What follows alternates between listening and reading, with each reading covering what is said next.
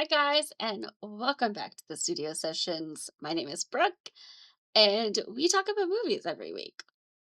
And as I always say, movies we love, movies we don't love, and the reasons we love or do not love them. I hope you're ready for a really fun movie chat.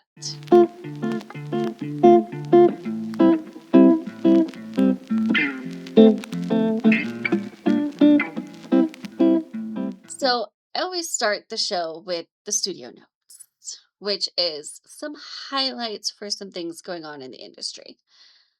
And last week, the whole studio notes section was dedicated to Hayden Panettiere's passing.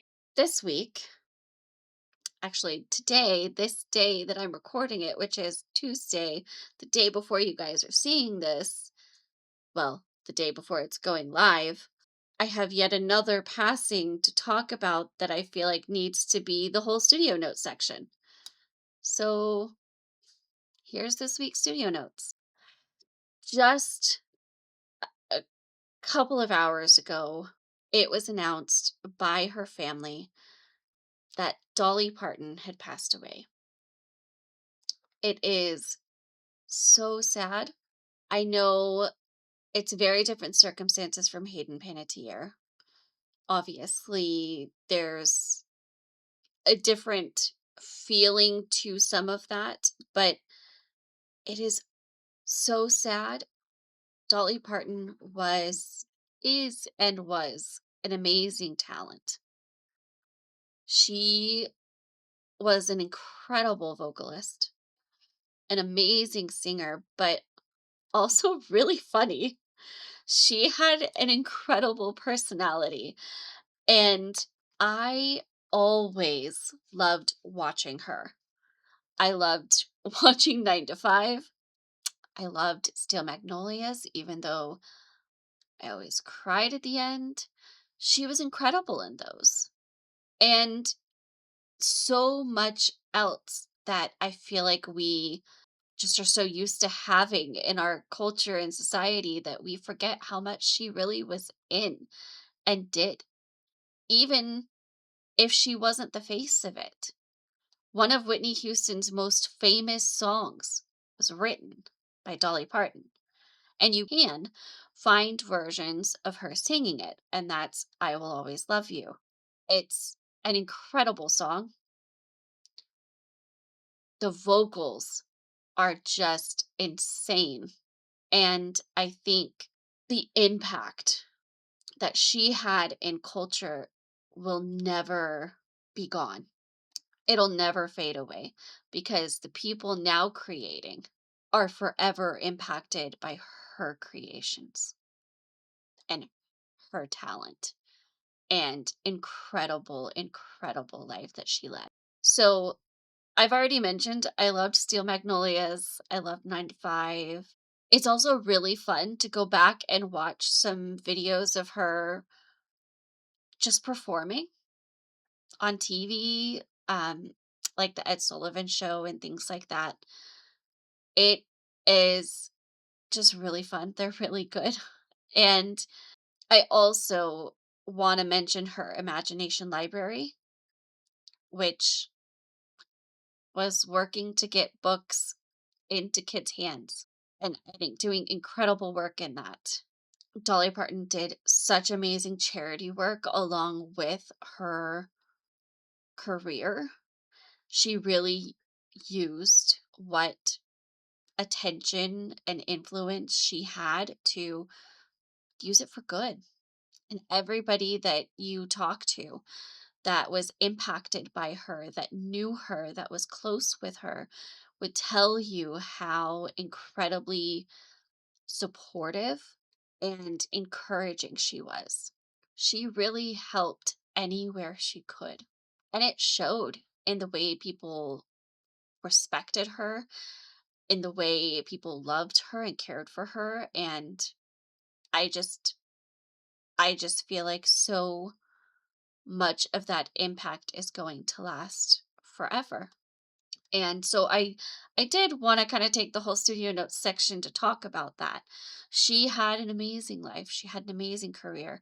She started out as just a country singer, and a good one at that, not to denote her vocal abilities. She had an incredible voice and talent, but she also just expanded to so much bigger.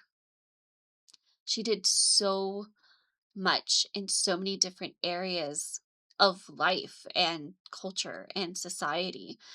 And if you watch interviews with her, she had such a fun, spunky personality and was just really funny, really well able to take jokes, to make jokes at herself, to not take herself so seriously. And I think that's what really you can tell got her through a lot of any hard times in the industry.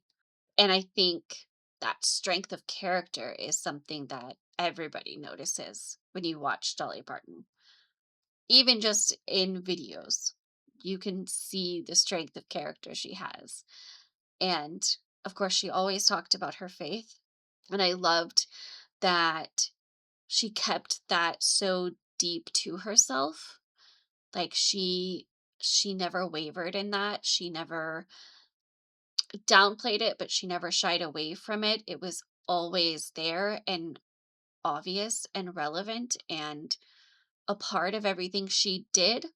And I feel like you could tell that also really gave her so much strength. And as also somebody of faith, I can relate to that, the strength that that brings. So I did not expect to be talking about another death in the podcast. Was not something that I wanted or could have predicted I would do. Certainly did not anticipate Dolly Parton, but I think I think it was important to me to take this time to acknowledge that and acknowledge her career and her amazing life that she led and the career that she built and just remember her. So, if you have a favorite Dolly Parton song or a favorite Dolly Parton movie, leave it in the comments below. I would love to hear. I will say my favorite Dolly Parton song to sing along to is Jolene. I really love Jolene. I love a lot of her other music too. I do love her version of I Will Always Love You.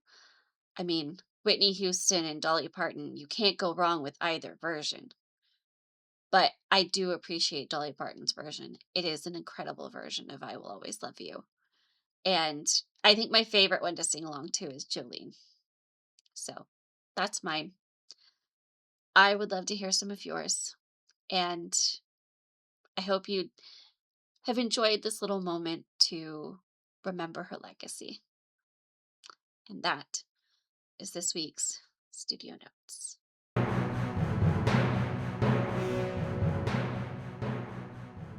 Okay, well, shifting from that very emotional moment, I have a topic today that I want to talk about that is also very in the theme of remembering. And that is the pattern that we're seeing of movies being brought back into theaters. And I actually just saw yesterday another one announced beyond what I already knew. And I feel like this is a, a pattern on both the studio side and the theater's side where they're kind of partnering to do this and they both benefit. And so I want to talk about it. There's two big ones that I want to talk about. And then there's an honorable mention of one that I did not expect, but is happening. And so we'll talk about it.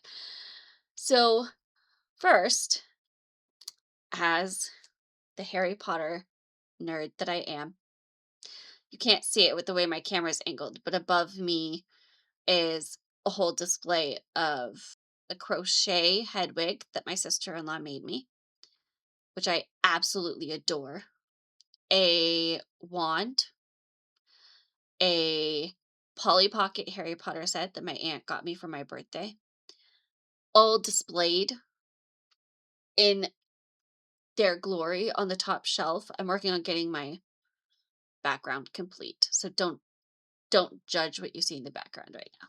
But suffice it to say, and I know I've talked about this, I love Harry Potter. And we are coming up on the Back to Hogwarts Day, which is September 1st, which is the day that the students go to Hogwarts in the books.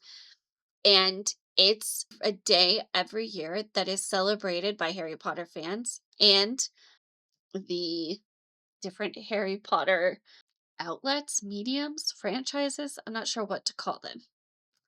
By Warner Brothers, by the Harry Potter stops, by like just everything Harry Potter. It'll all come together to celebrate. And there's always a presentation, like a live stream event of different new things happening in the Harry Potter fandom. So whether it's games, movies, books, merch, the whole range, anything possibly related that is exciting and new and they want to talk about, it's announced. That's where things like Hogwarts Legacy have been announced in the past. But along with that, there is usually also some kind of theatrical release. A couple of years ago, it was both parts of Deathly Hollows, so Deathly Hollows Part 1 and Part 2, back to back in a double feature in the movie theaters, which was really, really fun. And me and my husband went to that and I enjoyed that. And this year, they're going back to the theaters again, but it's all 8 movies this time. So I think it's through the month of September. I'd have to check dates again. But to celebrate Back to Hogwarts, it is all 8 movies are getting some kind of time back in the theaters. And it's this whole big event that they do. And this year, it's marking 25 years of Harry Potter, which is insane to think about, but it's true. 25 years. So, looking back on everything, looking forward to the new series in December, but looking back on all 8 movies by putting them back into the movie theaters, which I think is a great move. I'm sure there is a lot of just nostalgia and fun that people want to go see those movies in the theater. They're really good movies for the theater. Not that any movie isn't a good movie for the theater, but particularly the action epicness, the whole adventure of it is really fun in a theater. And yeah, so those are going back into the theater.